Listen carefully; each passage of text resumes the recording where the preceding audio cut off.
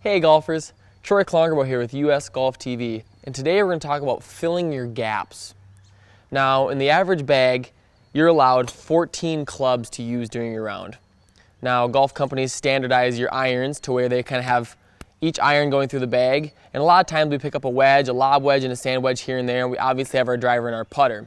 But a very overlooked part of the bag is filling that gap between your longest iron and your shortest wood. Most times that's a 3-wood to about a 4-iron. Now we have some different options we can do to fill that. First of all, we can fill it with just a longer iron, maybe filling it with a 3-iron or a 2-iron if you feel comfortable with that. You can fill it with a hybrid, which in the last 10 to 15 years has really picked up its popularity and become a club that even guys in the tour are using.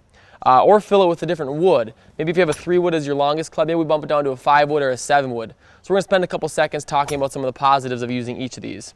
Now, if you're a better player, if you tend to have no problem getting the ball up in the air on your own, maybe a long iron is the good choice for you. You can still get that penetrating ball flight, but you're not too worried about catching balls that go way over the green or past some of your landing spots. The nice thing about having a hybrid in your bag is that it's a very versatile club. It's designed with a lower center of gravity than an iron, but it's also got a shallower sole than a wood does. So it gives you the option to hit it out of the rough, out of the fairway, and from a lot of different spots you might find yourself in on the golf course.